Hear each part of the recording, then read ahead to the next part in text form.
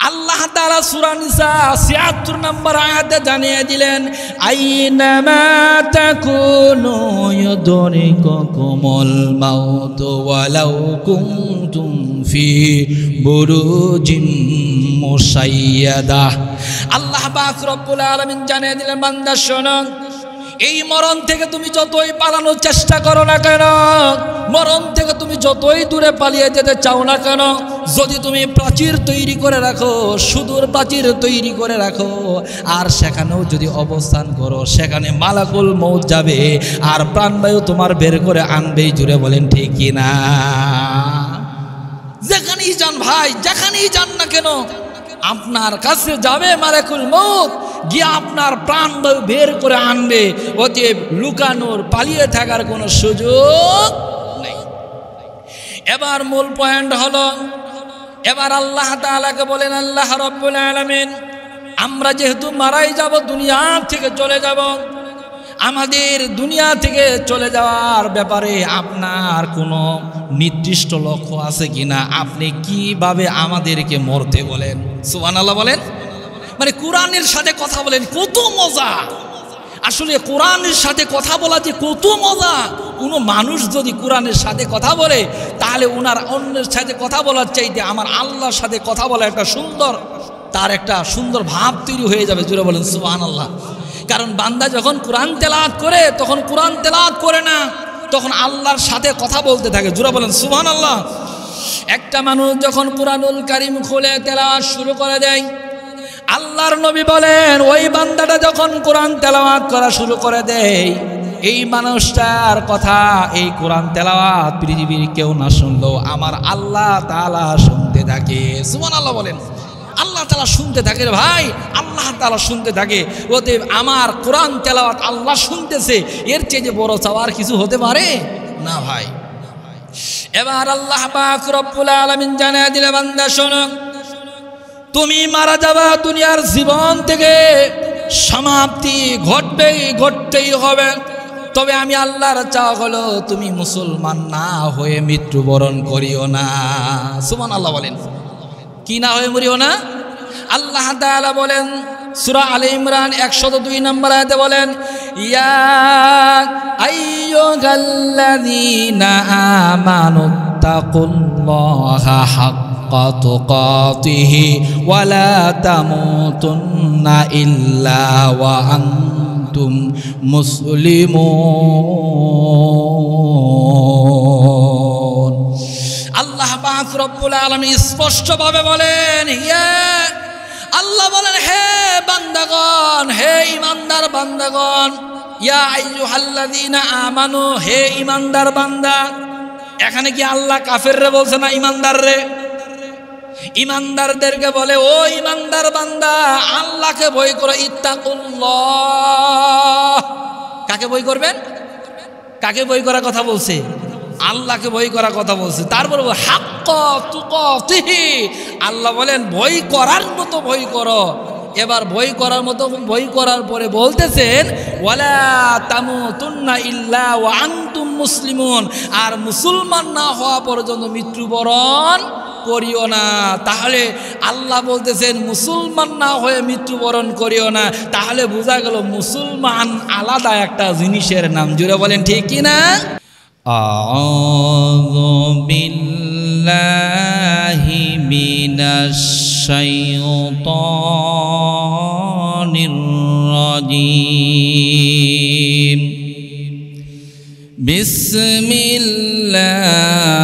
বিসমিল্লাহির রাহমানির রাহিম। কুল্লু নাফসিন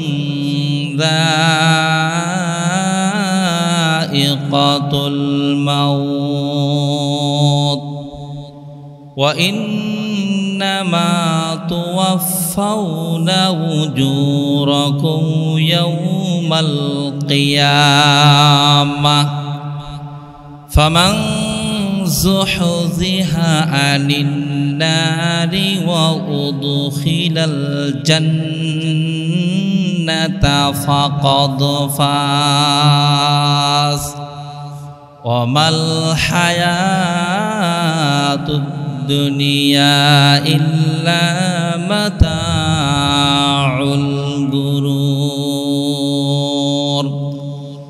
সাদাকাল্লাহুল আযীম। وقال تعالى في شان رسول الله صلى الله عليه وسلم إن الله وملائكته يصلون على النبي يا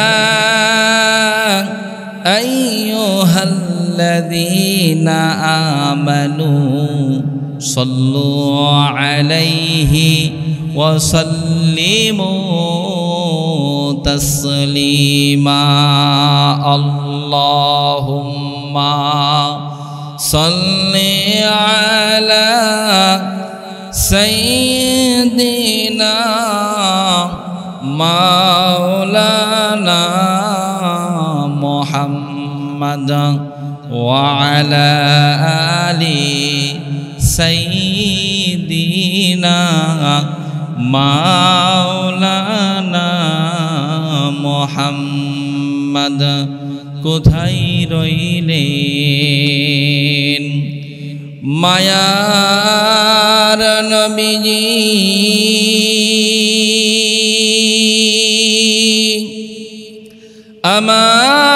আমাদেরকে সরিয়া আপনি বিনে কি লাভ হবে এ দরাতে বাঁচিয়া আল্লাহুম্মা সাল্লি আলা সাইয়্যিদিনা মাওলানা মুহাম্মদ ওয়া আলা আলি সাইয়্যিদিনা মাওলানা মুহাম্মদ। মুআজ্জাজ মুহতারাম মুফতি মসজিদের সম্মানিত মুসল্লিয়ানে কেরাম, আমরা সেই মহান রব্বুল আলামিনের দরবারে শুকর আদায় করছি যে মহান রব অত্যন্ত দয়া ও মায়া করে আজকে জুমার নামাজ আদায় করবার জন্য মসজিদে আসার এবং বসার এবং কোরআন ও সুন্নাহর আলোকে কিছু কথা শুনবার এবং বলবার তৌফিক দান করলেন। সেই মহান রবের দরবারে আমরা শুকর আদায় করছি, বলেন আলহামদুলিল্লাহ। আমরা দরুদ ও সালাম পেশ করছি মানবতার কান্ডারি, মানবতার বন্ধু, মানবতার সরদার আকায়ে নামদার তাজদারে মদিনা সরকারে দু আলম জনাবি মুহাম্মদুর রাসূলুল্লাহ সাল্লাল্লাহু আলাইহি ওয়াসাল্লামের শানে, জিনার আদর্শে আদর্শবান হতে পারলেই দুনিয়া এবং পরকালের শান্তি, জিনার ইত্তিবা করলে দুনিয়ার জীবনে শান্তি, পরকালে মুক্তি, সেই নবীজির শোনে আমরা হৃদয় নিংড়ানো মহব্বত নিয়ে, ভক্তি নিয়ে, শ্রদ্ধা নিয়ে পড়ি সাল্লাল্লাহু আলাইহি ওয়াসাল্লাম। সম্মানিত উপস্থিতি, আজকে আপনাদের সামনে একটি বিষয় নিয়ে আলোচনা করতে চাচ্ছি। সে বিষয়টি আলোকেই মহাগ্রন্থ আল কোরআনুল কারীম থেকে একটি আয়াত তেলাওয়াত করেছি। সূরাতুল আলে ইমরান 185 নম্বর আয়াতে আল্লাহ সুবহানাহু ওয়া তাআলা মানব জীবনের কোথায় সফলতা, কোথায় ব্যর্থতা, মানব জীবনের এই দুনিয়ার জীবনটা কি, তার পরবর্তী জীবনের লক্ষ্য কেমন হওয়া উচিত, দুনিয়ার জিন্দেগিটা কেমন, এ বিষয়ে আল্লাহ সুবহানাহু ওয়া তাআলা একটা আয়াতের ভিতরে 4টা বিষয়ের উপর আলোচনা করেছেন। আল্লাহ চাহে তো এই একটি আয়াতের উপরে আপনাদের সামনে আলোচনা করার চেষ্টা করব। ওমা তৌফিকি ইল্লা বিল্লাহ। সম্মানিত সুধী, আল্লাহ সুবহানাহু ওয়া তাআলা পবিত্র কোরআনুল কারীমের সূরা আলে ইমরানের 185 নং আয়াতে আল্লাহ তাআলা বলেন, কুল্লু নাফসিন যায়িকাতুল মাউত, প্রত্যেক প্রাণীকেই মৃত্যুর স্বাদ আস্বাদন করতে হবে। ওয়া ইন্নামা তুওয়াফাউনা উজুরাকুম ইয়াউমাল কিয়ামা, কিয়ামতের ময়দানে দুনিয়ার জীবনের সমস্ত কৃতকর্মের হিসাব, দুনিয়ার জীবনের কৃতকর্মের প্রত্যেকটা কর্মের বিনিময় আল্লাহ তাআলা প্রদান করবেন। ফামান যুহজিহা আনিন নারি ওয়া উদখিলাল জান্নাতা ফাকাদ ফাজ। আল্লাহ সুবহানাহু ওয়া তাআলা বলেন, যারা জাহান্নামের আগুন থেকে মুক্তি পেল, জান্নাতে প্রবেশ করতে পারল, তারাই চিরসফল। সুবহানাল্লাহ। তারপর আল্লাহ তাআলা বলেন, ওয়া ইন্নামাল হায়াতুদ দুনিয়া ইল্লা মাতাউল গুরুর। দুনিয়ার জীবনটা খেলতামাশা তুল্য, দুনিয়ার জীবনটা একটা খেলতামাশাময়। এই কথাটা আল্লাহ তাআলা এই আয়াতুল কারিমার মধ্যে উল্লেখ করেছেন। এক নাম্বার আল্লাহ তাআলা উল্লেখ করেছেন, এই পৃথিবীর জমিনে যতগুলো মানুষ আছে, যতগুলো মানব রয়েছেন, যতগুলো জীবন্ত প্রাণী রয়েছেন, যার জীবন আছে, প্রত্যেকেই মৃত্যুর স্বাদ গ্রহণ করতে হবে। এই মেসেজ আল্লাহ তাআলা প্রথম অংশে দিয়েছেন। দ্বিতীয় নম্বর অংশে আল্লাহ তাআলা যে মেসেজটা দিয়েছেন সেটা হলো, আমরা এই দুনিয়ার জীবনে যেটাই করি না কেন, ভালো করি আর মন্দ করি, প্রত্যেকটা কর্মের বিনিময় আল্লাহ তাআলা কিয়ামতের ময়দানে প্রদান করবেন।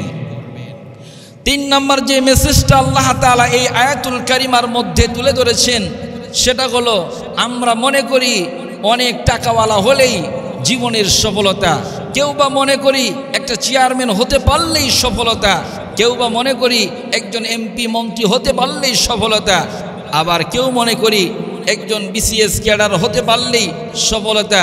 কিন্তু প্রকৃত সফলতা হলো যে ব্যক্তি জাহান্নামের আগুন থেকে মুক্তি পায় আর জান্নাতে প্রবেশ করতে পারে, সে ব্যক্তি হলো চূড়ান্ত সফল। আল্লাহ তাআলার কাছে জুড়ে বলেন সুবহানাল্লাহ। চার নাম্বার যে মেসেজটা আল্লাহ তাআলা দিয়েছেন সেটা হলো যে আল্লাহ পাক রব্বুল আলামিন জানিয়ে দিয়েছেন যে এই দুনিয়ার জন্য তুমি কতই না কিছু করতেছো। দুনিয়ার জীবনে তুমি হানাহানি, মারামারি, কাটাকাটি, অন্যায়ভাবে অন্যের সম্পদ লেখে নিচ্ছ, তুমি ভাই হয়ে ভাইয়ের অর্থ সম্পদ লেখে নিচ্ছ, বাবা হয়ে মেয়েকে ঠকাচ্ছ, তুমি অন্যায় করতেছো, প্রতিবেশী হক নষ্ট করতেছো। আল্লাহ তাআলা বলেন এই দুনিয়াটা চিরস্থায়ী নয়, এই দুনিয়াটা একেবারে মূল্যবান নয়। এই কথাটা আল্লাহ তাআলা এই আয়াতুল কারিমার মধ্যে জানিয়েছেন। আমরা জানতে পারলাম এই আয়াতুল কারিমার সরল অনুবাদ। এখন আসেন আমরা চেষ্টা করব এই আয়াতের উপরে কিছু সংক্ষিপ্ত তাফসির পেশ করার জন্য। সবচেয়ে দামি তাফসির হলো কোরআন দিয়ে কোরআনের তাফসির। সবচেয়ে দামি তাফসির কি?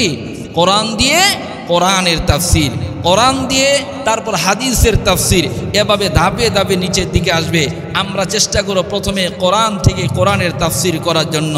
আল্লাহ তাআলা যেন সঠিকভাবে আমাদেরকে কথাগুলো বোঝার তৌফিক দান করেন। সকলে বলেন আমিন।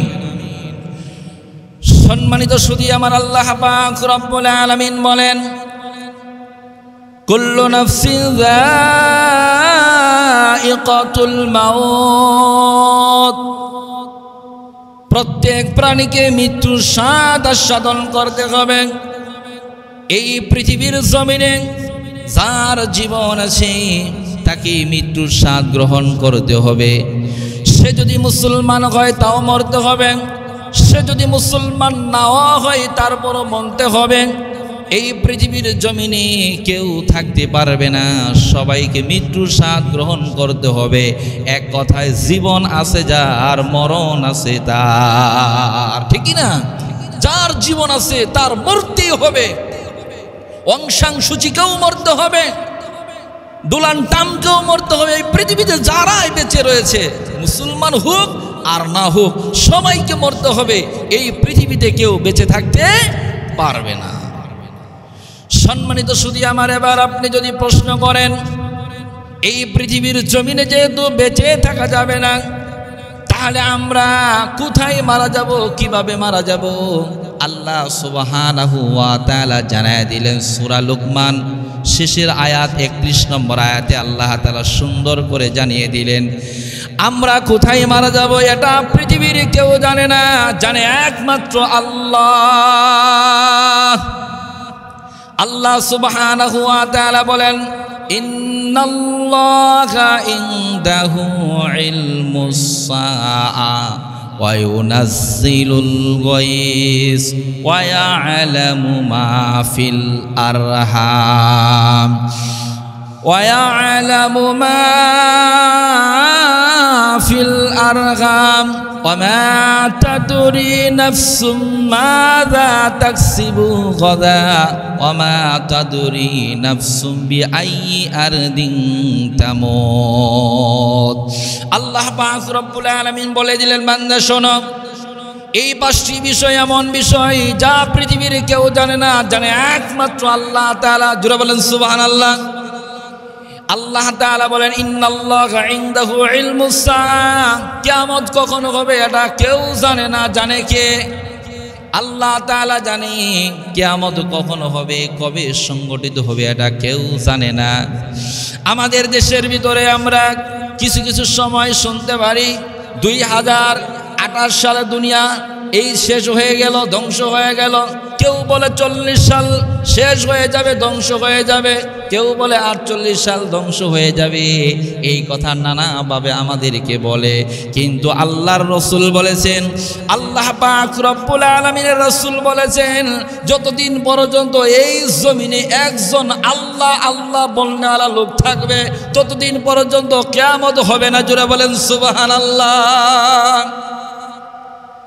হাদিসটি সহিহ মুসলিমের 148 নম্বর হাদিস, কিতাবুল ঈমানের মধ্যে আল্লাহর নবী বলেন, লা তাকুমুস সাআ হাত্তা ইয়াকুলু লা ইলাহা ইল্লাল্লাহ হাত্তা ইয়াকুলু ফিল আরদি আল্লাহ আল্লাহ।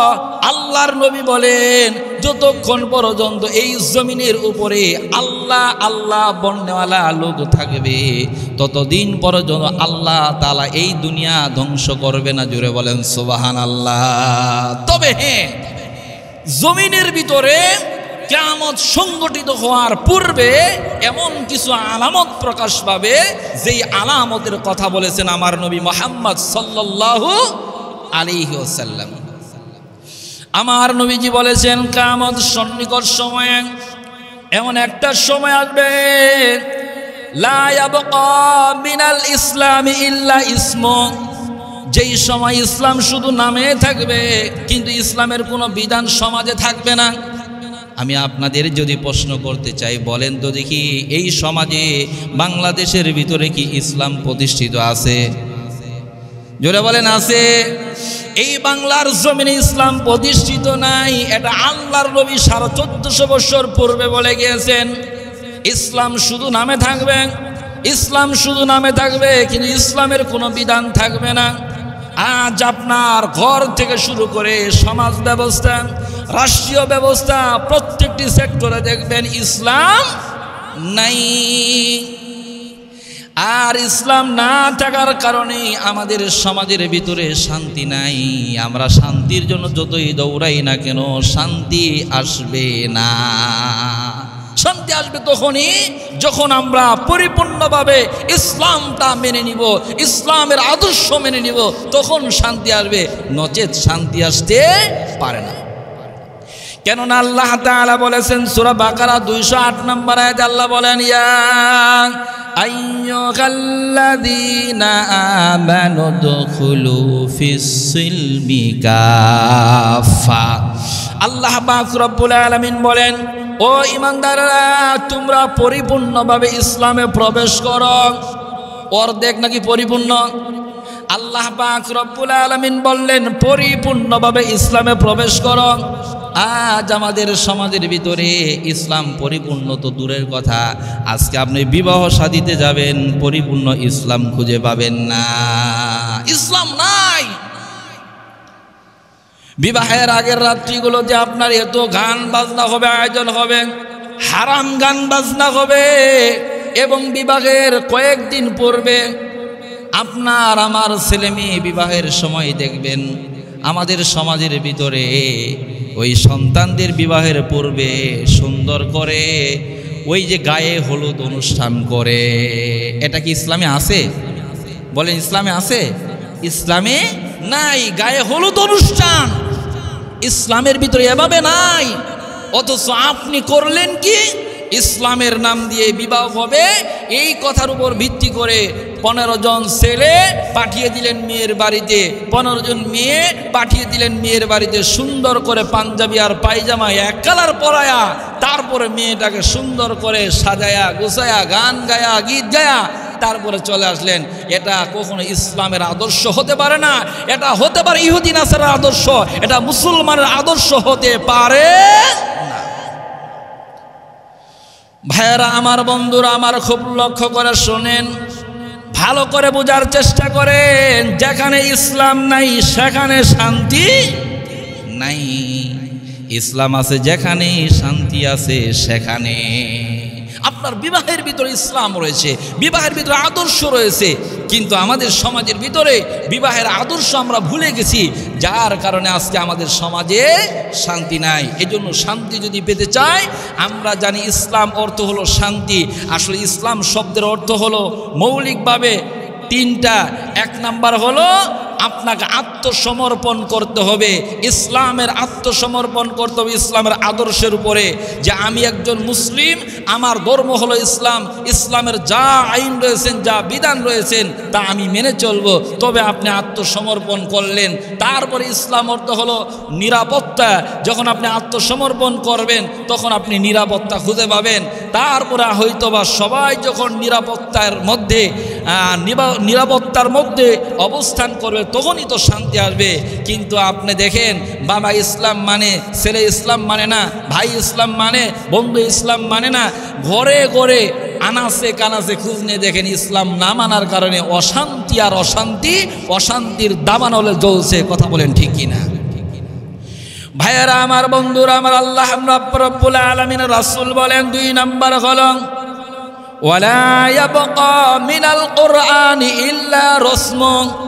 কোরআনুল কারীম শুধুমাত্র হরফের মধ্যে সীমাবদ্ধ থাকবে, কোরআনুল কারীমের বিধান সমাজে বাস্তবায়িত থাকবে না। কোরআন আছে, আপনি মসজিদের মধ্যে তাকিয়ে দেখেন, মসজিদের মধ্যে কোরআন আছে না নাই? অনেক মা বোনেরা এমন কৌশল করে বাড়ির কোরআন গরু মসজিদে পাঠিয়ে দেয়, অথচ ওই মা জানেই না কোরআন আল্লাহ নাজিল করেছেন মানব জাতির জন্য, মানব জাতি কোরআন পড়বে। কিন্তু ওই বাড়িতে কোরআনুল কারীমটাকে এত অসহায় মনে করে ঘর থেকে বের করে দেয়। ওনার চিন্তা হলো, এখন যদি কোরআন এই ঘরের ভিতরে থাকে গান বাজনা বাজানো যায় না, এই জন্য সুরক্ষিত জায়গা মসজিদে পাঠিয়ে দেয়। এটা হলো সবচাইতে আমাদের নিন্দনীয় কাজ। কোরআন পড়বেও না, কোরআন ঘরে রাখবেও না। ভাইয়েরা আমার, বন্ধুরা আমার, এজন্য আজ আমাদের দেশের ভিতরে কোরআনুল কারীম আছে, মসজিদে কোরআনুল কারীম রয়েছে, মাদ্রাসায় কোরআনুল কারীম রয়েছে, কিন্তু কোরআনুল কারীমের বিধান সমাজে বাস্তবায়ন নাই। আছে কোরআনুল কারীমের বিধান সমাজে বাস্তবায়ন নাই। আপনি যদি দেখেন কোরআনুল কারীমের ভিতর কি কোনো বিধান নাই? মানব কিভাবে চলবে, মানব জাতির কিভাবে চলা দরকার, মানব জাতির গাইডলাইন হলো মহাগ্রন্থ আল কোরআনুল কারীম। আজকে আমরা এই কোরআন থেকে অনেক দূরে সরে গেছি। কোরআনুল কারীমের মধ্যে আল্লাহ তাআলা বিধান দিয়েছেন, যদি চোর যদি চুরি করে তাহলে তার কি কেটে দাও? হাত কেটে দাও। আছে না নাই? আজকে আমাদের দেশের ভিতরে কি চুরি করলে হাত কেটে দেওয়ার কোনো বিধান আছে? নাই। কেন নাই ভাই? এজন্যই নাই, কারণ যারা এই চোরের হাত কাটবে ওরা চিন্তা করে দেখে এদের হাত কাটলে আমাদেরও হাত বাকি থাকবে না।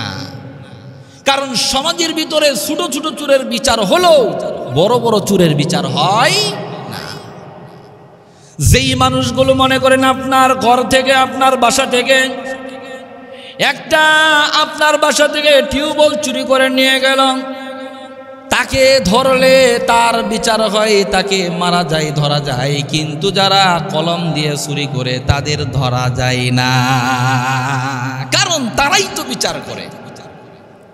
এই জন্য এই মানুষগুলো কখনো চায় না এই সমাজের ভিতরে কোরআনুল কারীমের আইন প্রতিষ্ঠিত হোক, এরা কখনো চায় না। আল্লাহ সুবহানাহু ওয়া তাআলা বলেছেন, ওয়া নুনাজ্জিলু মিনাল কুরআনি মা হুয়া শিফাআ ওয়া রাহমাতুল লিল মুমিনিন।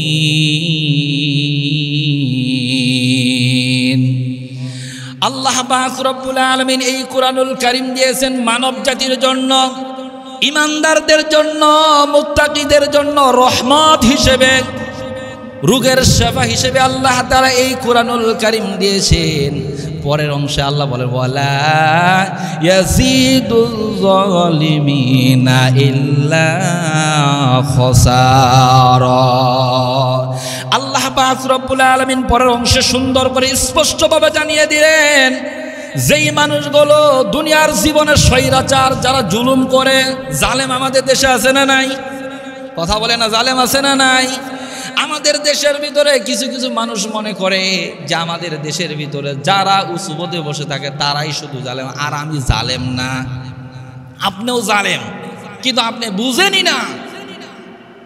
আপনি একজন স্বামী, আপনার বিবির সাথে কেমন আচরণ হওয়া দরকার, ওয়াশিরুহুন্না বিল মারুফ, উত্তম আচরণ হওয়া দরকার। উত্তম আচরণ পাওয়ার যোগ্য হলো আপনার স্ত্রী, কিন্তু দেখা গেছে আপনি সবার সাথে সুন্দর কথা বলেন, বাড়িতে যাওয়ার পরে বউয়ের সাথে ক্যাট ক্যাট ক্যাট ক্যাট করেন, আছে না নাই?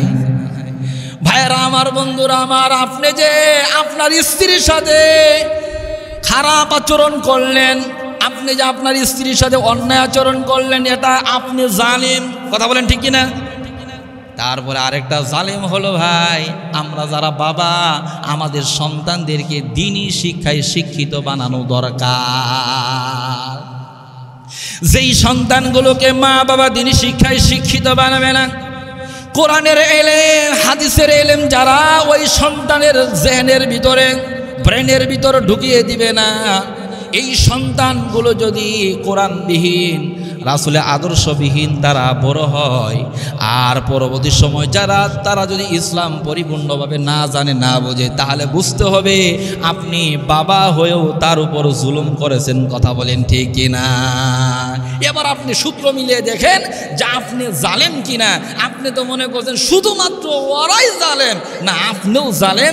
এবং কি সব শেষে জুলুম আমরা করি নিজের আত্মার উপরে। আল্লাহ আমাদেরকে কি জন্য সৃষ্টি করেছেন? আল্লাহ আমাদেরকে সৃষ্টি করেছেন আল্লাহর ইবাদত করার জন্য, আল্লাহর দাসত্ব করার জন্য, আল্লাহর গোলামি করার জন্য। কিন্তু দেখা গেছে আমরা আল্লাহর গোলামি বাদ দিয়া আমরা গোলামি করি নিজের নফসের, আর আমরা গোলামি করি আল্লাহ তাআলা যাকে গোলামি করতে নিষেধ করেছেন শয়তান, সেই শয়তানের গোলামি করি, আছে না নাই? অনেকে বলে হুজুর আমরা শয়তানের গোলামি করি না, বললে বুঝবেন। আল্লাহ পাক রব্বুল আলামিন বলেছেন, ইন্নামাল খামরু ওয়াল মাইসির ওয়াল আনসাব ওয়াল আজলামু রিজসুম মিন আমালিশ শাইতান। আল্লাহ পাক রব্বুল আলামিন বলেছেন, মদ খাওয়া, জুয়া খেলা, প্রতিমা পূজা করা এবং ভাগ্য নির্ধারণ, তীর নিক্ষেপ করা, এগুলো হলো শয়তানের কাজ। আমি বলতে চাই আমাদের দেশের ভিতরে জুয়া আছে না নাই? জুয়া আছে রে ভাই, আছে। সম্মানিত হাজিরিন, আছে জুয়া, কিন্তু এক একজন এক একভাবে জুয়া খেলে। কেউ বা মনে করেন মোবাইলে ওই লুডোর মধ্যে জুয়া খেলে, আবার কেউ বা IPL গেম দিয়ে জুয়া খেলে। কথা বলেন ঠিকই না? এক একজন এক একভাবে জুয়ার মধ্যে নিমজ্জিত, অথচ জুয়া কার কাজ? শয়তানের কাজ। আল্লাহ তাআলা বলেছেন জুয়া এটা শয়তানের কাজ, অতএব শয়তানের অনুসরণ করা যাবে না। আর আপনি খেলতেছেন জুয়া আর মনে করছেন আপনি প্রকৃতপক্ষে আল্লাহর গোলাম, এখন আপনি আল্লাহর প্রকৃত গোলাম হতে পারেন নাই। সম্মানিত সুধী আমার, এবার আসেন আমাদের সমাজের ভিতরে মদখুর, গাঁজাখুর, ইয়াবাখুর, ট্যাবলেটখুর আছে না নাই? আজ থেকে 20 বছর আগে যা ছিল বর্তমান সময়ে কমছে না বাড়ছে? বাড়ছে। কেন বাড়ছে? কারণ উনি মনে করে আমি তো গাঞ্জা খাই, আমি তো মদ খাই, কার কি, নিজের টাকা দিয়ে খাই আর কি, বুঝেন নাই, এটা মনে করে। অথচ এই কাজটা কার? শয়তানের কাজ। কার কাজ? শয়তানের কাজ। উনি কাজ করে শয়তানের, আর দাবি করে আমি আল্লাহর খাস, আল্লাহর বান্দা। না, আসলে আপনি প্রকৃতপক্ষে আল্লাহর খাঁটি গোলাম হতে পারেননি। ভাইয়েরা আমার, বন্ধুরা আমার, এজন্য এই জমিনে যদি শান্তি পেতে চান তাহলে আমাদের সবাইকে কুরআনুল কারীম জানা লাগবে, বুঝা লাগবে, তারপরে কুরআনুল কারীম মানা লাগবে। কথা বলেন ঠিক কিনা? কুরআনুল কারীমের 4টি হক রয়েছে। আল্লাহ তাআলা বলেছেন, আল্লাযীনা আতাইনাহুমুল কিতাবা ইয়াতলুনাহু হাক্কা তিলাওয়াতি। মুফাসসিরিনে কেরাম বলেছেন কুরআনুল কারীমের মৌলিক 4টা হক রয়েছে। 1 নম্বর হক হলো কুরআনুল কারীমটা সুন্দরভাবে, সহি শুদ্ধভাবে শিখবে। সুবহানাল্লাহ বলেন। এখন যদি বলা হয় ভাই আমাদের মধ্যে কুরআনুল কারীম সহি এবং শুদ্ধভাবে কয়জন পড়তে পারে, দেখবেন অনেকেই দেখা গেছে আল্লাহ তাআলার বান্দাদের মধ্যে, মুসলমান বান্দাদের মধ্যে লাহনে ঝলি করে ফেলবে অনেকেই। কথা বলেন ঠিক কিনা? কুরআনুল কারীম সহিভাবে শিখে নাই, অথচ প্রথম নাম্বার দায়িত্ব হলো কুরআনুল কারীমটা সহি এবং শুদ্ধভাবে তেলাওয়াত শেখা। 2 নাম্বার হলো কুরআনুল কারীম কি বলেছে এটা জানা, এটা বুঝা, এটা জানার চেষ্টা করা। আমি বলতেছি, আমি বলে গেলাম, যদি এই বাংলাদেশের মুসলমানরা যদি কুরআনুল কারীম বুঝতো, কোরআন কি বলে এটা যদি পরিপূর্ণভাবে বুঝতে পারতো, তাহলে এই বাংলার জমিনে অনেক অন্যায় কমে যেত। কথা বলেন ঠিক কিনা? দেখা গেছে ইনারা নামাজে বলতেছে, নামাজে বলতেছে ইয়্যাকা না'বুদু ওয়া ইয়্যাকা নাস্তাইন। অর্থ হলো, হে আল্লাহ আমরা আপনার ইবাদত করি, আপনার সাহায্য প্রার্থনা করি। কিন্তু ঘর থেকে বের হওয়ার পরেই, মসজিদ থেকে বের হওয়ার পরে আর এই কথার উপর অটল অবিচল থাকতে পারে না। কেউ বা খাজার মাজারে, কেউ বা ন্যাংটা বাজার মাবাদে, এক একজন এক এক জায়গায় গিয়ে নিজের ঈমানটা নষ্ট করে ফেলে। কথা বলেন ঠিক কিনা? ভাইয়েরা আমার, বন্ধুরা আমার, এজন্য আসুন, আল্লাহর নবী বলেছেন, ওয়ালা ইয়াবকা মিনাল কুরআনি ইল্লা রাসমুন। কুরআনুল কারীম শুধু অক্ষরে থাকবে, কিন্তু কুরআনুল কারীমের কোনো বিধান সমাজে বাস্তবায়িত থাকবে না। অতএব এই কুরআনুল কারীম এই সমাজের ভিতরে বাস্তবায়িত হোক। আপনারা চান কি চান না? সবাই চাই। বলেন আলহামদুলিল্লাহ, বলেন আলহামদুলিল্লাহ। কুরআনুল কারীমের বিধান সমাজে বাস্তবায়িত হয়ে গেলেই সমাজের মানুষ শান্তিতে থাকবে। একজনের সম্পদ কখনো আরেকজন ধরবে না, আত্মসাৎ করবে না। পকেট থেকে মোবাইল চুরি করবে তো দূরের কথা, আপনার কোটি কোটি টাকার সম্পদ যখন পড়ে থাকবে, তারপর উনি মনে করবে এই সম্পদটা আমার না, এই সম্পদটা আমার এক ভাইয়ের, অতএব এই সম্পদ স্পর্শ করা যাবে না। সম্মানিত শুধু আমার আল্লাহর নবী 3 নাম্বার যেই কথাটা বললেন, মাসাজিদুহুম আমিরাতুন ওয়া হিয়া খরাবুম মিনাল হুদা। মসজিদগুলো সুন্দর হবে, টাইলস করা হবে, অনেক সুন্দর হবে, খরাবুম মিনাল হুদা, কিন্তু মসজিদের ভিতরে হেদায়েত থাকবে না। মসজিদের ভিতর সুন্দর সুন্দর টাইলস লাগানো হবে, অনেক সুন্দর হবে, মুসল্লিও চেহারা অনেক সুন্দর হবে, তার কপালের মধ্যে এত সুন্দর চিহ্ন থাকবে, মনে হবে আল্লাহর কোনো ওলি কেবল আল্লাহ তাআলার আসমান থেকে জমিনে নামলো। কিন্তু দেখা যাবে যে উনি মসজিদের প্রথম কাতারেও থাকবে, আবার অন্যায় ঘুষের সাথেও লিপ্ত থাকবে, আবার ঘুষ সুদের সাথেও নিমজ্জিত থাকবে, আবার দান্দাখুরদের সাথেও সম্পৃক্ত থেকে কিছু টাকা ভাগ বন্টন সে নিজে নিবে। জুড়ে বলেন নাউজুবিল্লাহ। এই জন্য আসুন আমরা আমাদের ঈমানটাকে মজবুত করি, আমলটাকে মজবুত করি, তাহলে আমাদের সমাজটা সুন্দর হবে। জুড়ে বলেন ঠিক কিনা? 4 নাম্বার আল্লাহর নবী যেটা বলেছেন, সংক্ষিপ্তভাবে শেষ করতেছি। আল্লাহর নবী বলেছেন আসমানের নিচে সবচাইতে খারাপ হবে উলামায়ে কেরাম। জুড়ে বলেন নাউজুবিল্লাহ। এই উলামাই কেরামগুলো কেন খারাপ হবে? কারণ উলামাই কেরামদের কাছ থেকে নানা ধরনের ফিতনা বের হবে।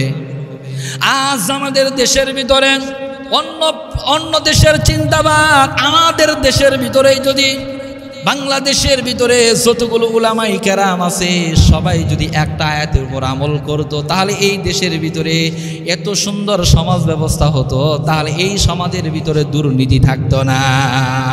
আল্লাহ বলেছেন ওয়াতাসিমু বিহাবলিল্লাহি জামিআন ওয়া লা তাফাররাকু। আল্লাহ তাআলা বলেছেন, ও আমার বান্দারা শুনো, তোমরা আমার দ্বীনের রশিকে শক্তভাবে আঁকড়িয়ে ধরো, মজবুতভাবে আঁকড়িয়ে ধরো, তোমরা বিচ্ছিন্ন হয় না। কিন্তু আমাদের দেশের ভিতরে এমন অবস্থায় পৌঁছে গেছি, আমার বিরুদ্ধে কথা চলে গেলেই উনি একটা সুন্দর ফতোয়া দিয়ে দিল, আমার ওয়াজ শোনা যাবে না। আমি ওনার কথা শোনার পরে আমি একটা ফতোয়া দিয়ে দিলাম, ওনার কথা শোনা যাবে না। এতে জনসাধারণ মানুষ থেকে, সাধারণ মানুষগুলো আলেম থেকে বিরূপ হওয়ার চিন্তা ভাবনা করতেছে। এই জন্য আসুন, আমার চাওয়া হলো যে উলামাই কেরামরা মৌলিকভাবে ঐক্যবদ্ধ হলেই এই সমাজের শান্তি ফিরে আসবে, বলেন ইনশাআল্লাহ। সম্মানিত সুধী আমার, আল্লাহ পাক রব্বুল আলামিন বললেন, কিয়ামত কখন হবে এটা কে জানে? বলেন বলেন, আল্লাহ জানে, আর কেউ জানে না। 2 নাম্বার হলো ওয়ায়ুনাজ্জিলুল গায়স, বৃষ্টি কোথায় হবে এটা কেউ জানে না, জানে একমাত্র আল্লাহ। ওয়ায়ালামু মা ফিল আরহাম, মায়ের গর্ভে রেহেমের ভিতরে কি আছে এটা কেউ জানে না, জানে একমাত্র কে? এখন আপনি বলতে পারেন, হুজুর আমরাও তো জানি।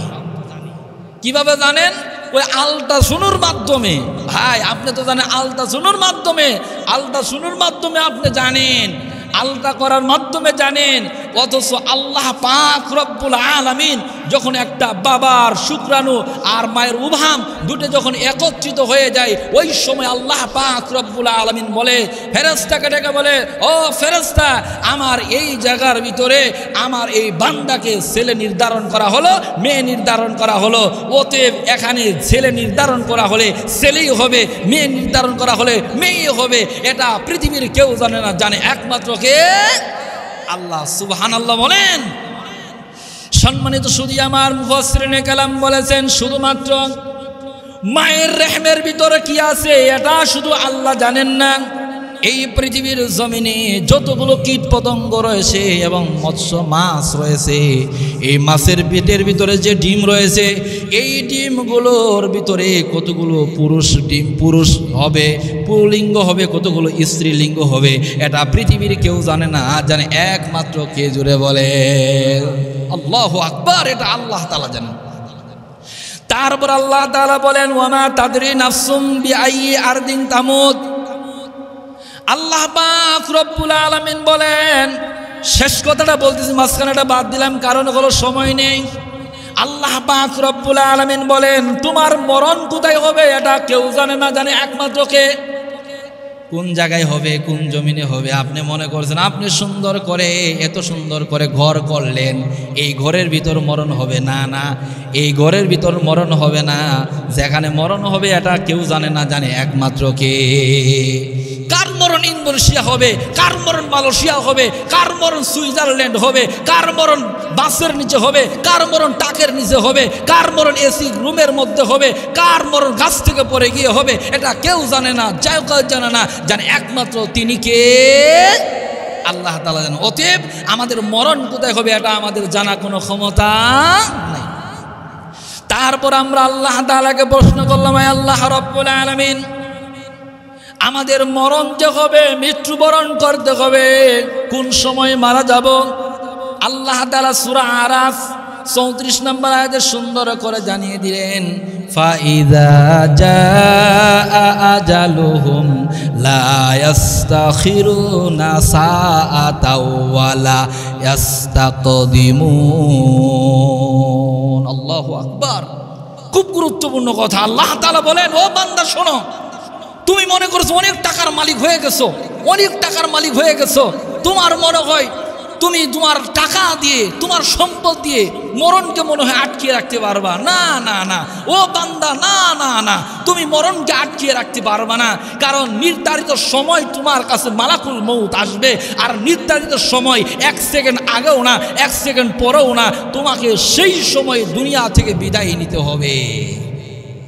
আপনি চাইলেও 1 মিনিট আগে মরবেন এটাও হবে না, 1 মিনিট পরে মরবেন এটাও হবে না। যমুনা ফিউচারের মালিক তিনি বলেছিলেন আমাকে আমার যত সম্পদ আছে অর্ধেক লিখে দিব, তারপরও আমাকে একটু সুযোগ দেওয়া হোক, আমার শ্বাস প্রশ্বাসের একটু ব্যবস্থা করে দেওয়া হোক। কিন্তু সমস্ত কিছু শ্বাস প্রশ্বাসের ব্যবস্থা করে কে? আল্লাহ। এই পৃথিবীর কারোর কোনো ক্ষমতা নাই রে ভাই। কার জন্য, কিসের জন্য এত দৌড়ান, কিসের জন্য এত বাহাদুরি, কিসের জন্য টাকা পড়ি, কিসের জন্য এত টাকা কামানোর জন্য ব্যস্ত হয়ে গেছেন? হালাল বুঝেন না, হারাম বুঝেন না, খালি নিলেই হলো, পেট বললেই হলো, সম্পদ করলেই হলো। না ভাই, আপনি সম্পদ করে যাবেন, এই সম্পদের কারণে আপনি কবরে যেয়ে জাহান্নামের আগুনে ভোগ করবেন, আর সন্তানগুলো খাবে দাবে, আর আপনি জাহান্নামের আগুনে জ্বলবেন। এটা বোকামি কাজ ছাড়া কিছু হতে পারে না। ভাইয়েরা আমার, বন্ধুরা আমার, এবার আসুন আল্লাহকে প্রশ্ন করেন, ও আল্লাহ, এই দুনিয়ার ময়দানে মানুষ যখন তাকে কেউ ধরতে আসে, মামলা হলে যখন পুলিশ তাকে ধরতে আসে, টাকার বলে, ক্ষমতার বলে, লোকের বলে লুকিয়ে থাকা যায়। আয় আল্লাহ রাব্বুল আলামিন, তোমার ওই মৌতের কাছ থেকে কি লুকিয়ে থাকা যাবে? আল্লাহ তাআলা সূরা নিসা ৭৬ নম্বর আয়াতে জানিয়ে দিলেন, আইনামা তাকুনু ইউদরিকুকুমুল মাউত ওয়ালাউ কুনতুম ফি বুরুজিন মুশাইয়াদা। আল্লাহ পাক রব্বুল আলামিন জানিয়ে দিলেন, বান্দা শোনো, এই মরণ থেকে তুমি যতই পালানোর চেষ্টা করো না কেন, মরণ থেকে তুমি যতই দূরে পালিয়ে যেতে চাও না কেন, যদি তুমি প্রাচীর তৈরি করে রাখো, সুদূর প্রাচীর তৈরি করে রাখো, আর সেখানেও যদি অবস্থান করো, সেখানে মালাকুল মউত যাবে আর প্রাণবায়ু তোমার বের করে আনবেই। জুড়ে বলেন ঠিক কিনা? যেখানেই যান ভাই, যেখানেই যান না কেন, আপনার কাছে যাবে মালাকুল মউত, গিয়ে আপনার প্রাণ বের করে আনবে। অতএব লুকানোর, পালিয়ে থাকার কোনো সুযোগ নেই। এবার মূল পয়েন্ট হলো, এবার আল্লাহ তাআলাকে বলেন, আল্লাহ রাব্বুল আলামিন, আমরা যেহেতু মারাই যাব, দুনিয়া থেকে চলে যাব, আমাদের দুনিয়া থেকে চলে যাওয়ার ব্যাপারে আপনার কোনো নির্দিষ্ট লক্ষ্য আছে কিনা? আপনি কিভাবে আমাদেরকে মরতে বলেন? সুবহানাল্লাহ বলেন। মানে কোরআনের সাথে কথা বলেন, কত মজা! আসলে কোরআনের সাথে কথা বলা যে কত মজা। কোনো মানুষ যদি কোরআনের সাথে কথা বলে, তাহলে ওনার অন্যের সাথে কথা বলার চাইতে আমার আল্লাহর সাথে কথা বলা একটা সুন্দর, তার একটা সুন্দর ভাব তৈরি হয়ে যাবে। জোরে বলেন সুবহানাল্লাহ।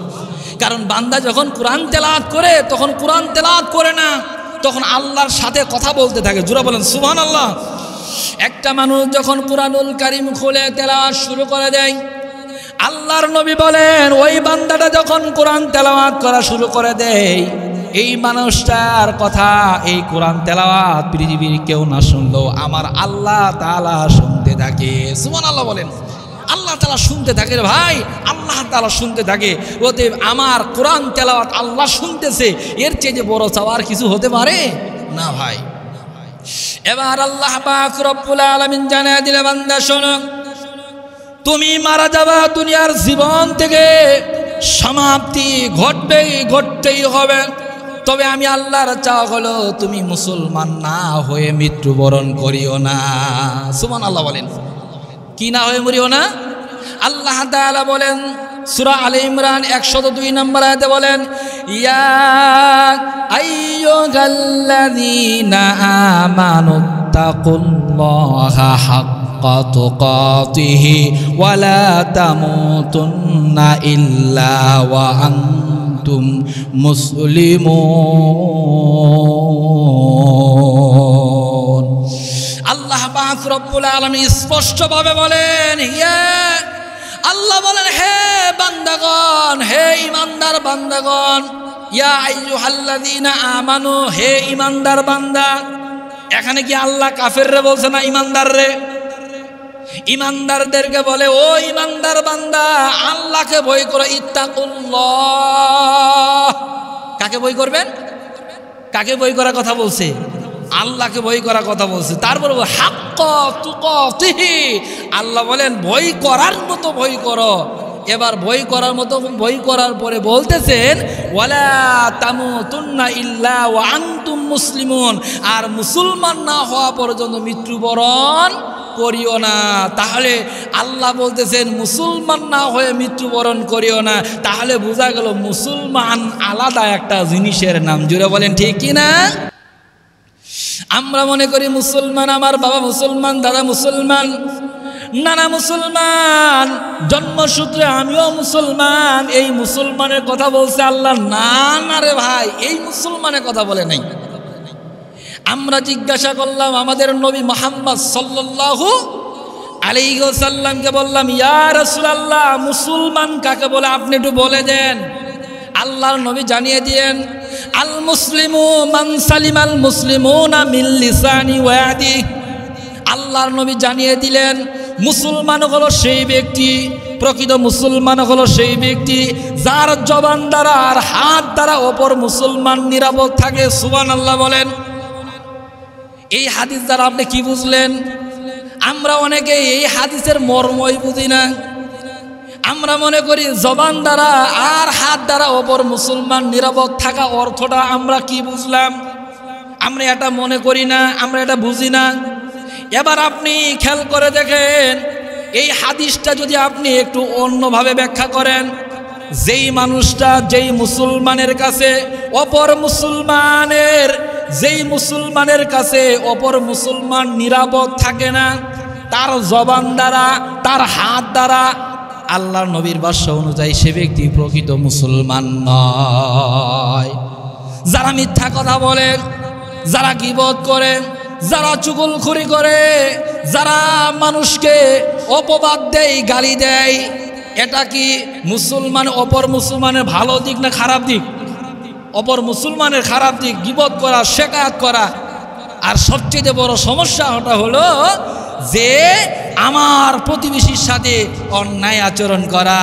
আমরা মনে করি প্রতিবেশীর সাথে কি এমন আচরণ করব না, প্রতিবেশীর সাথে যদি ভালো আচরণ করেন তাহলে আপনার আমল। আল্লাহ রাসূলকে বলা হলো ইয়া রাসূলুল্লাহ আমার এলাকার মধ্যে একটা মহিলা আছে, এই মহিলাটা নামাজের বেলা খুব পাকা, 5 ওয়াক্ত নামাজ আদায় করে, পাশাপাশি নফল ইবাদত করে, ফরজ রোজা করে, পাশাপাশি নফল রোজাও করে, তিনি যাকাত প্রদান করে, পাশাপাশি নফল সাদাকাও করে, কিন্তু এই মানুষটা তার প্রতিবেশীর সাথে আচরণ খারাপ। নবীজি আমার ডেকে বললেন এই মহিলাটা জাহান্নামী। জোরে বলেন নাউযুবিল্লাহ। বেশি নামাজ আদায় করলো, বেশি দান সদকা করলো, বেশি নফল ইবাদত করলো, রোজা রাখলো, তারপরও জাহান্নামী। আল্লাহর নবীকে আবার প্রশ্ন করা হলো ইয়া রাসূলুল্লাহ আমাদের এলাকার মধ্যে এমন একটা মহিলা আছে, যেই মহিলাটা শুধুমাত্র 5 ওয়াক্ত নামাজ আদায় করে, রমজান মাসে রোজা রাখে, দান সদকা তেমন করতে পারে না, কিন্তু এলাকার মানুষগুলো তার প্রতি সন্তুষ্ট তার আচরণে। রাসূল বললেন এই মহিলাটা জান্নাতি। জোরে বলেন সুবহানাল্লাহ। তাহলে ভালো আচরণ থাকা দরকার আছে না নাই? তাহলে মুসলমান যদি হতে চান তাহলে আপনার জবান দিয়ে কাউকে কষ্ট দিবেন না, আপনার জবান দিয়ে কাউকে গালি দিবেন না, আপনার জবান দিয়ে কারো শেকায়াত করবেন না, আপনার জবান দিয়ে অন্যের কষ্ট হয়, অপর মুসলমানের কষ্ট হয় এই কথা বলবেন না। বলেন ইনশাআল্লাহ। 2 নম্বরে যে বিষয়টা রে ভাই, এটা হলো হাত। এই হাত, একটা হাত হলো নিজের হাত, আর একটা হাত হলো ক্ষমতার হাত। কথা বলেন ঠিক কি না? আপনার নিজের হাত দিয়ে অপর ভাইকে আপনি আক্রমণ করতে পারবেন না, মন চাইছে বিদায় একটা চর বসিয়ে দিতে পারবেন না। 2 নম্বর হাত হলো ক্ষমতার হাত। ক্ষমতা আপনার আছে, এজন্য যা মন চা তা করবেন, এটা হতে পারে না রে ভাই, এটা হতে পারে না। আপনার ক্ষমতা আল্লাহ তাআলা দিয়েছেন, ক্ষমতার চেয়ারে বসানোর মালিক কে? কুলিল্লাহুম্মা মালিকাল মুলক তুদিল মুলকা মান তাশা। আল্লাহ তাআলা জানিয়েছেন এই যে ক্ষমতার চেয়ারের বসানোর মালিক একমাত্র কে? আল্লাহ। আবার নামানোর মালিকও কে? আল্লাহ। হ্যাঁ, ক্ষমতা পাওয়ার পরে যদি সে ক্ষমতা সঠিকভাবে ব্যবহার করে, ক্ষমতার যদি অপব্যবহার না করে, ক্ষমতা যদি ক্ষমতার মতো ব্যবহার করে, তাহলে ওই লোকটা নবী আলাইহিস সালামদের সাথে জান্নাতের দিকে যাবে। জোরে বলেন সুবহানাল্লাহ।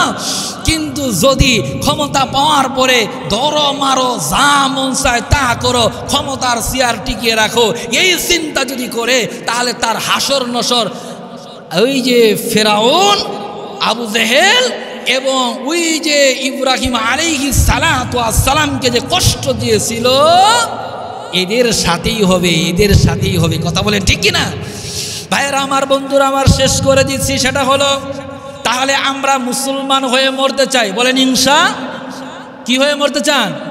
মুসলমান হয়ে মরতে চান। এখন আপনি আপনার ঘরে শুয়ে পড়লেন, রাত্র 3টা বাজে হঠাৎ করে মালাকুল মউত আসলো। আসতে পারে কি পারে না? নাকি আপনাকে বলবে যে আমি আপনার বাড়িতে 21 তারিখের রাত্রে আপনার সাথে মুলাকাত করিব, আপনি একেবারে ওযু করে ফ্রেশ হয়ে ইশারের নামাজ পড়ে ঘুমিয়ে পড়েন, এবার কি বলবে? এভাবে কিন্তু বলবে না, কিন্তু আপনার কাছে সময় মতো চলে আসবে। তবে আসার সময় দুইটা, একটা হলো আল্লাহর রহমতের ফেরেশতারা আসবে, আরেকটা হলো আল্লাহ তাআলার পক্ষ থেকে গজবের যেই ফেরেশতাগুলো কষ্ট দেয়, এই ফেরেশতাগুলো আসবে। যারা আল্লাহ তাআলার দিন মেনে চলেছে, ইসলাম পরিপূর্ণভাবে মেনে চলেছে, আদর্শভাবে জীবন গঠন করেছে, এই মানুষগুলো যখন মৃত্যুর দুয়ারে ঢলে পড়বে, আল্লাহ পাক রব্বুল আলামিনের রহমতের ফেরেশতাগুলো তার সামনে যাবে, গিয়ে আল্লাহর পক্ষ থেকে সালাম দিবে। জোরে বলেন সুবহানাল্লাহ। কি দিবে ভাই? কি দিবে? সালাম দিবে। রহমতের ফেরেশতারা এসে বলবে, ও আল্লাহর বান্দা, তুমি অনেক কষ্ট করেছো, অনেক কষ্ট করেছো, অনেক মেহনত করেছো, কোরআনের জন্য কষ্ট করেছো, ইসলামের জন্য কষ্ট করেছো, দিন মানতে গিয়ে কষ্ট করেছো, আর কষ্ট দরকার নাই, আর কষ্ট দরকার নাই। আল্লাহ পাক রব্বুল আলামিন আল্লাযীনা তাতাওয়াফাহুমুল মালাইকাতু, আল্লাহ তাআলা বলবেন, আল্লাহ তাআলা ওই ফেরেশতা এসে বলবেন, আল্লাহর বাণী পৌঁছায় দিবেন, আল্লাহর পক্ষ থেকে ওই তোমার উপর সালাম বর্ষিত করেছেন, তোমার উপর সালাম পাঠিয়েছেন। 1 নাম্বার সালাম হলো, আল্লাহ তাআলা তোমার মৃত্যুর যন্ত্রণা আল্লাহ দিবেন না। সুবহানাল্লাহ বলেন। মৃত্যু যন্ত্রণা হবে না। এখন মৃত্যু যন্ত্রণা যদি না হয়, তাহলে আমাদের শান্তি আছে না নাই? অবশ্যই আছে। এই জন্য মৃত্যুর যন্ত্রণা যদি হয় রে ভাই, তাহলে বড় মুসিবত, বড় কঠিন হয়ে যাবে। আর যদি মৃত্যুর যন্ত্রণা না থাকে, তাহলে শান্তময় অবস্থায় আমাদের রুহটা বের করে নিয়ে যাবে। বের করার সঙ্গে সঙ্গেই আপনি হয়ে গেলেন মৃত লাশ। এখন রাত্র 3টা বাজলেও এখন আর আপনার পাশে কেউ থাকতে চাইবে? বন্ধুরা আমার, ভাইয়ারা আমার, রাত্র 3টার সময় যদি আপনার মালাকুল মউত এসে জান কবজ করে নিয়ে যায়, আপনার এত কষ্ট করা বাড়ি, আপনার এত কষ্ট করা দামি খাট পালঙ্ক রেখে ফজর হতে না হতে আপনাকে ঘর থেকে টেনে টেনে বের করে দিবে, আপনাকে টেনে টেনে বের করে দিবে। ফজরের নামাজ আদায় করে মুসল্লিরা আপনার ঘরে গিয়ে আপনাকে টেনে টেনে বের করে দিবে। কেউ যাবে আপনার জন্য কবর খনন করার জন্য, কেউ যাবে আপনার এই যে মারা গেছেন মাইকিং করার জন্য, কেউ যাবে আপনার কাফনের কাপড় আনার জন্য। এভাবে সবাই মিলে সুন্দর করে আপনার কাফন দাফনের ব্যবস্থা করবে। তারপরে আপনাকে নিয়ে যাবে জানাজা পড়ানোর জন্য। জানাজা যখন পড়াতে যাবে, জানাজার সময়ে 1 নাম্বার আমাদের সমাজে যেই ভুলটা করে, ডাক দিয়ে বলে, আমার ভাই কেমন ছিল, হাত তুলেন, কেমন ছিল। আচ্ছা বলেন তো দেখি, একজন মানুষ যদি জানাজার সামনে মৃত ব্যক্তিকে সামনে রেখে বলে এই লোকটা কেমন ছিল, তখন কি বলা যাবে খারাপ ছিল? বলা কিন্তু যাবে না। কিন্তু আমাদের দেশে এই ভুলটা করে। আমাদের সমাজের ভিতরে কিছু ভাইরা বলে এই লোকটা কেমন ছিল, হাত তুলে বলেন কেমন ছিল। এটা ভুল। আপনি বলতে পারেন যে ভাই, এই লোকটা দুনিয়ায় চলাফেরা অবস্থায় যদি কোনো সময় কোনো অবস্থাতে আপনার মনে কষ্ট দিয়ে থাকে, আজকে এতিমের মতো অন্ধকার কবরে চলে যাচ্ছে, আল্লাহর হস্তে তারা ক্ষমা করে দেন। কারণ ক্ষমা চাওয়ার মতো ক্ষমতা তার নাই, ক্ষমা চাওয়ার মতো ক্ষমতা তার নাই। আজকে অন্ধকার কবরের বাসিন্দা হয়ে যাচ্ছে, জীবনের তোরে ক্ষমা করে দেন, এটা বলতে পারেন। কিন্তু বলেন কি ভাই যে এই লোকটা কেমন ছিল, হাত তুলেন, এটা এক ধরনের সুন্নাহর বড় খেলাপ, এটা কখনো করা যাবে না।